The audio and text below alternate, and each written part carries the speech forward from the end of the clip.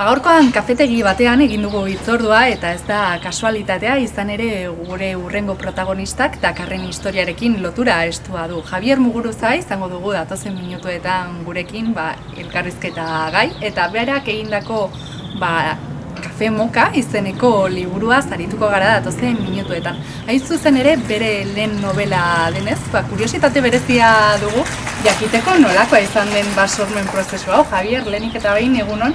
Eta eskerrik asko guri harrera egiteagatik eta denboratxo bat eskaintzagatik. Konta iguzu, nola erabaki zenuen novela bat idazteko prozesu horretan murgiltzea? Egia esan ez nahiz zehazki goratzen.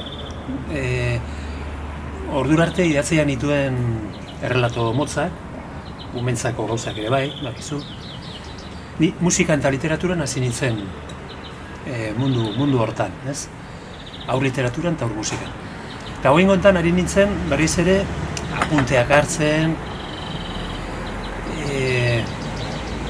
eta antzeko lanetan, baina joan zen orain gontan luzatzen. Eta orduan momenturen batean ikusi nuen, izan zitekeela luzera aldetik errelato motza baino, novela edo novela deitu diogu, baina garbi eduki gabe, zertzen, Ramos Aizar Vitoriak hitz aurrean esaten duen bezala, entzegutik, saiakeratik asko du, gai ezberdinak jorratzen dira, baina novela deituko diogu, horixe da. Eta aurreratuko dugu, gehiegi kontatu gabe, kafetegi aukeratu duzula novela kokatzeko, ez? Ez dakit zergatik agartu duzun erabaki hau, agian munduari begiratzeko eskaparate egokia iruditu zaizulako, ez da? Batetik esango dizut, kafetegiak batez ere kafe klasiko horiek, oso gutxi gelditzen dira, baina oraindik ere zenbait hiritan topa daitezke, ez? Nik oso gustoko ditut kafetegi horiek.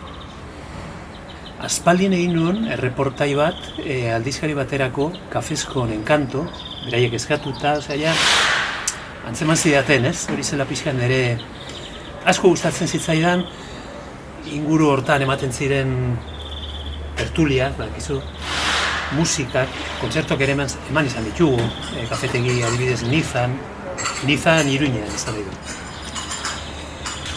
Orduan, espazio hori gustoko nuen, eta gero bestetik bide ematen zidan hainbat gai jorratu nahi nituenez, testu inguru horretan jorratzeko, ez? Kafe bat, bezeroa eta gaiak. Beste aldetik, hau ez diazu galdetu, baina esango dizut, kafetegi txikia nahi nuen. Zergatik, liburuan esplikatzen den bezala, protagonistak diru askorik inbertsio handirik egiteko ez daukalako. Eta erreferentziatzat hartu nuen Irungo kafetegi txiki bat. Horixe da, hain zuzen ere liburua irakurtzen murgilduko dena eta bereziki irundarra denak, nolabaiteko erreferentziak topatuko ditu bertan, Irunen kokatzen da historia, baina nolabaiteko erreferentziak daude Irungo puntu zehatzak ekartzen dizkigutenak burura, ez? Ez dira zehazki leku eta pertsona horiek, baina egia da referentzia moduan erabili ditu dela. Hainbat espazio, hainbat lehen esaten genuna, kafetegi txikitxo hori, denda batzu, eta bestelako lekuak ere bai. Bariatu naiz horietaz, baina gero eraman ditut eta beste buelta bat eman diet. Modu berean, narratzailea, oin arte irakurri duten batzuek esan diate, baina zure antza du, nire antza izango du, baina Albertoen naiz ni, Alberto da Alberto. Gazteagoa da, gauza batzui buruz ez dugu ikus molde bera, eta bar. Fikzioa da. Hori argi utziko dugu. Eta gaien aldetik ere ikusi dugu, oso modu labur eta irakurte errazean, gai asko jorratzeko gai izan zarela, ez? Ez dakit hasieratik hori otezen asmoa, ez? Ez, egia esan hori aipatu didate, nahiko modu laburrean eta irakurte errezan eta jorratuak daudela. Bueno, niretzat hori ez da txarra, baina ez dut hola nahita, ez dut propio bilatu laburrak izatea. Gaiak edo kapituloak edo dena delakoak. Holatera dira, batzuk luzeagoak, eta, bueno, flash moduan edo behar bada horrek izango du, haintze burugatu zait, lotura nire urte luzetako, bueno, artikulogile lanakin, ez? Bakizu urtetan ebin nintzela artikuluak zutabeak idazten, eta irratian ere aritu nintzela, eta igual neurriarenak badu lotura izan dezake, horrekin. Horixe galdetu behar nizun, ez dakit nolabaiteko loturarik duen aurretik egin izan dituzun lanekin, referentziaren bat egin nahi izan diezun modu bestean edo, zeren aipatuko dugu, profila askotan ikusi dizaitugula, Javier. Orduan ez dakit liburu honetara nolabait ekarri nahi izan ote dituzun. Ez da egon nola borondate finko bat hortarako. Gauzak batzuetan sortu egiten dira, ez? Edo azaleratu, ez? Hor daude eta beste lan esparru batean nolabait islatu egiten dira. Baina ez da izan zerbait nola propio bilatu duana. Eta lehen novela dela kontutan hartuta, ez dakit hor urduritasun berezirik izan ote duzun, prozesua ezberdina izan ote den, azaldu diguzu, ez dela nahita hasieratik horrela sortutako zerbait, baina ez dakit, lehen novela izan da urduritasun edo ezjakintasunek zaitasun berezirik sortu aldi zuten edo prozesua bestera batera espero tezen duen. Aitortuko dizut, gezurra dirudi, ez? Nire adinean eta nire ibilbidea eta hainbeste urte, literatura, musika, jende aurrean. Eta ala eta guztiz ere, aitortuko dizut baietz. Oraingo honetan badudala alako ezin egon urduritasun puntu bat, ilusio ere bai, ilusio handia daukat. Zergatik gustora gelditu naizelako, eta hor zebilzkidan buruan hainbat gai eta jorratzeko modu dialektikoan, eta ez hau horrela da eta modu inposatzailean, baina modu dialektikoan, bezeron arteko elkarrizketa horietan, tratatzeko aukera izan dudalako, eta orduan, alde hortatik ere izan da arindu bat, baina, bueno, ilusioa eta urduritasuna biak.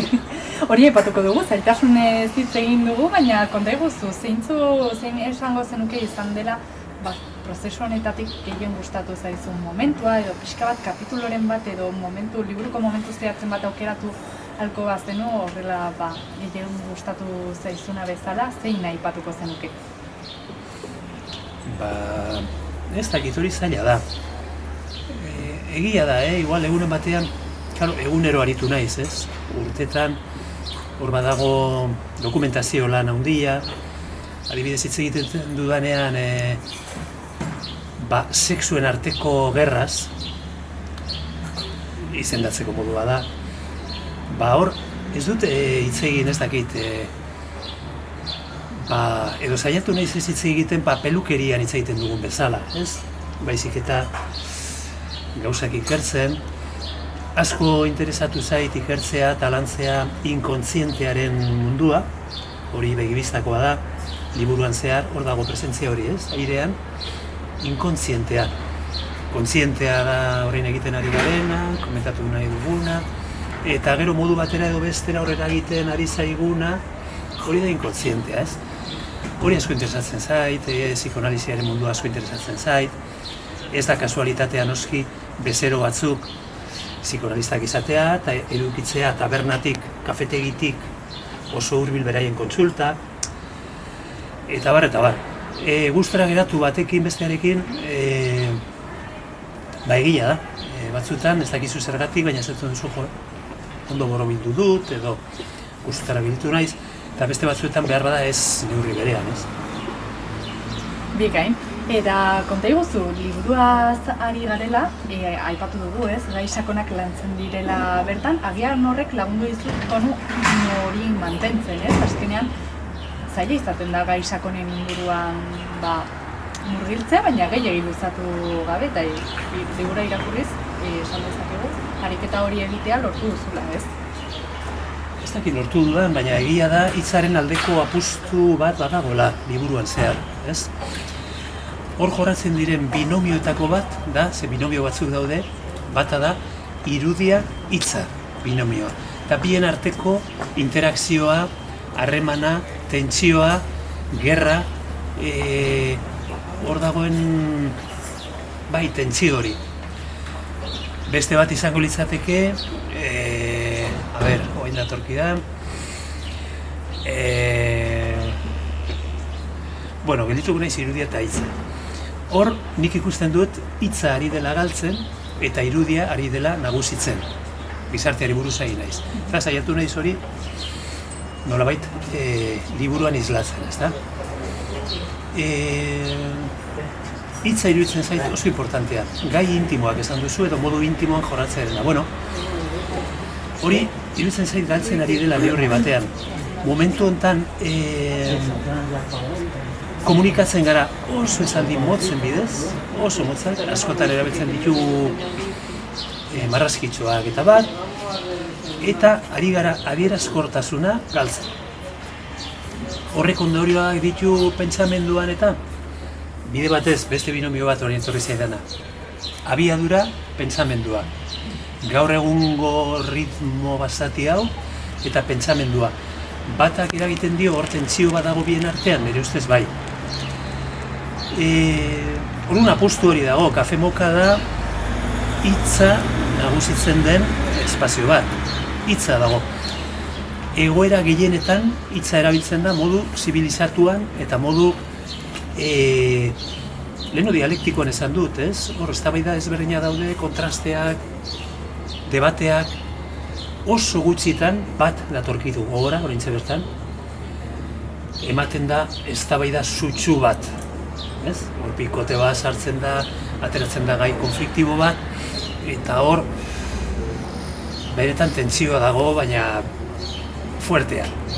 Baina orokorrean egiten da hitz egin, eta naiz eta momentu batean igual berotu, kapazitatea gaitasuna dute buelta emateko eta berriz ere euren onera bueltatzeko, elkar ulertzeko, entzuteko.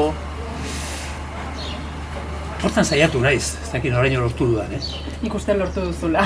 Eta esan dezakegu ere, liburua erreferentziaz josia dagoela, ez? Bai, pertsonei, nahiz eta laburra izan, haratago juteko aukera ematen diola nahi duen hori, baita ere musikari egindako erreferentziez lotua, ez? Azkenean. Bai, erreferentzia pila bat daude eta izen ezagun pila bat daude, ez? Musikarloan asko azaltzen dira. Jarrituko dut? Bai. Ez da izan da. Bai. Batzuk dira oso ezagunak, esan nahi dut hemen, adibidez, euskal munduan eta izen referentzialak dira, jende gehienak ezagutzen ditu, eta gero beste batzuk adibidez jazz mundukoak. Horiek segurazki jende batentzat ez dira izango egin ezagunak, baina, horretarako dugu gaur egun, teknologia eta eskura dugu nahi duguna, adibidez, Chet Baker, Chet Baker, Alberturi karagri gustatzen zaio, interesa daukat, eta badauka nahi duenak, gaur egun badauka entzutea, ez? Chet Bakerren ahots eta trompeta zoragarria. Gero bestelako izenak ere azaltzen dira, ez bakarrik arte mundukoak, pentsalariak, hor ditugu, filosofo, klaro, Alberto protagonistak ez ditu bakarrik apuntatzen eta kontuan hartzen kafetigian ematen diren konversazioak. Irakurlea ere bada, irakurtzen ditu gauzak eta hartzen ditu apunteak eta etxera eramaten ditu. Gero bere gogoetak daude. Esan nahi dute, foko desberdinak daude ze hortan, maila hortan, ez? Ez dira bakarrik elkarrizketak. Eta konta iguzu, nolako irakurleak imaginatzen dituzu Kafe Moka irakurtzen? Ez dakit irakurle profil zehatzik, etorri zaizun burura, liburua idazten zenuen bitartean, edo ireki haute den?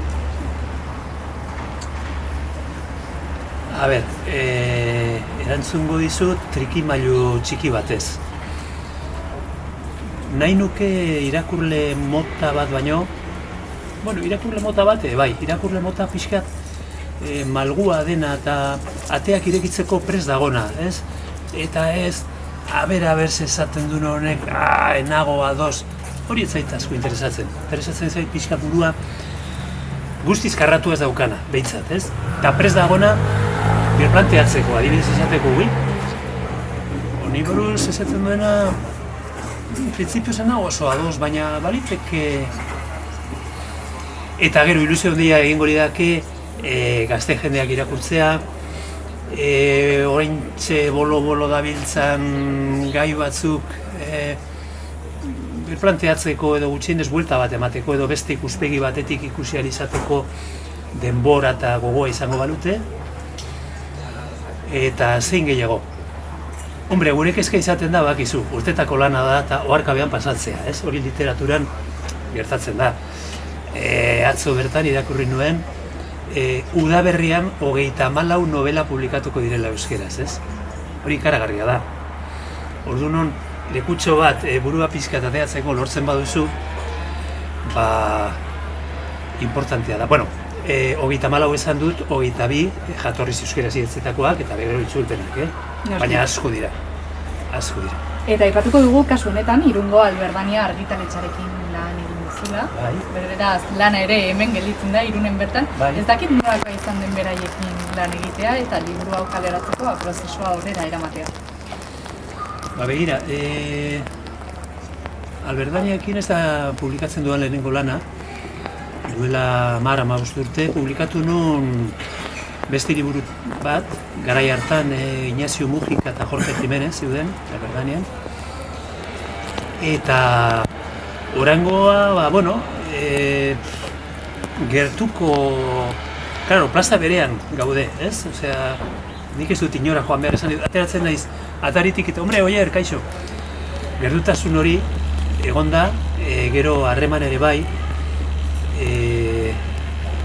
apustu ere bai, ez? Nik uste dut etapa berri batean dago Alberdania, hori berak oierrek kontatuko zizuen, baina nik uste dut hori importantea dela, eta horren aldeko apustu ere egonda nire aldetik. Egia esan, irundarra da lana. Ilustratzailea ere hemengoa da, Lorena Martínez Ornoz, oso lan fina egin duena, oso inplikatua, hasieratik, irakurri, apunteak nirekin kontrastatu, trukatu, iritziak, nondik nora enfokatu, eta gero estilo intimista hortan, ez? Niri betidanik bai musikan eta denean gustatu zaidan estilo hortan, ez? Sekula zai gustatu oso jantzia eta oso... Beraz, hasieratik bukaerara, etxetik sinadura duen lana da, eta ez dakit ze sentsazioarekin nahiko zenukien jendea geratzea begin liburua bukatuta, ez? Azkenan liburu bat bukatzerakoan askotan polita iruditu bat zaigu, apena sentsazio horrekin geratzen gara, ez? Pixka bat dolu moduko bat egoten da hor. Zuk nolako sentsazioarekin nahiko zenuke jendea gelditzea Kafe-Moka bukatzerakoan? Lehen esan dudan bezala, balio baldin badu, kontutxo batzuk, bakoitza bere neurrian edo birplanteatzeko edo pentsatzeko edo beste modu batera ikustarazteko, asko izango litzateke. Zenbait momentutan ikusi dut umorea ere badagola, lortuko balitz umore zapore horrekin ora gelditzea, ez? Gozo horrekin irakurlea, hori ere primerakoa litzateke. Transmitituko balio liburuak irakurleari tonu bat ez dakit nola esan, lagunkoia edo